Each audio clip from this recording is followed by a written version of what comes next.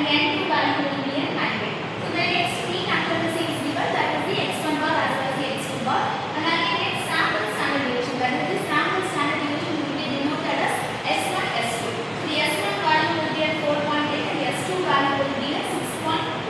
So these are the terms which is given in the question. So now we are going to define the degrees of freedom using the Welch-Satterthwaite approximation. So first we are going to define the formula for the degrees of freedom. The degrees of freedom will be defined as df. So df is equal to the formula will be s1 square by n1 plus s2 square by n2 the whole square divided by s1 square by n1 the whole square plus s divided by n minus 1 plus s2 square by n2 the whole square divided by n2 minus 1. So this is the formula for the Welch-Satterthwaite approximation. So next we are going to substitute all the terms which is given in the question, that is the term n1, n2, s1, s2. These four terms will be substituted in this formula. So first I am going to substitute, that is the s1 square. So the formula value will be at 4.8. So 4.8 square divided by n1, the n1 value will be 24 plus s2 square, the s2 value will be 6.2 the square divided by n2 value will be 19. And the formula is given whole square, so whole square I am going to put here.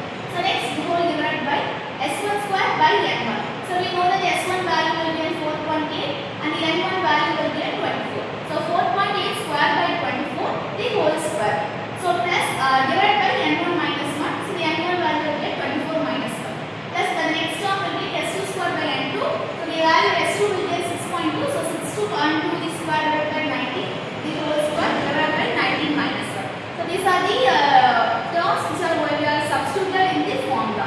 So now we are going to simplify all those terms. So first I am going to simplify the numerator, that is the 4.8 square divided by 24. The answer will be 0.96 plus and the next 6.2 the whole square divided by 90. The answer will be 2.203.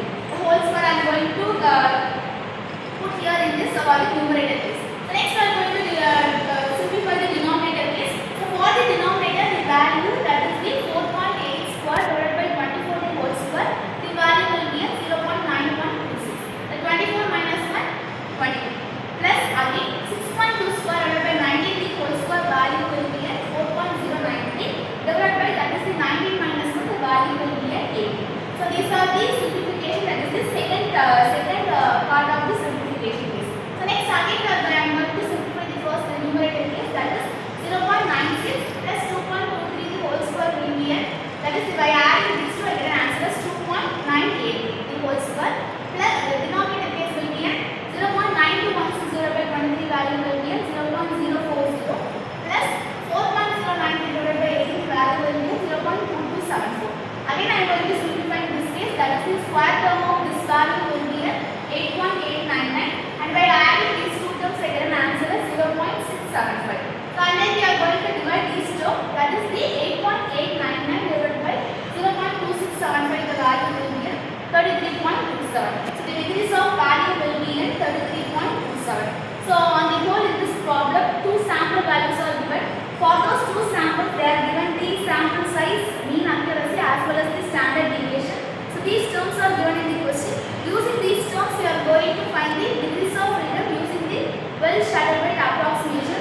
For this calculation, first we are going to define the given terms which is given in the question. So next we are going to apply the formula, that is the degrees of freedom for the Welch-Satterthwaite. Here the formula will be df is equal to s1 square by n1 plus s2 square by n2 the whole square whole divided by s1 square by n1 the whole square divided by n1 minus 1 plus s2 square by n2 the whole square divided by n2 minus 1. So this is the formula for the Welch-Satterthwaite approximation.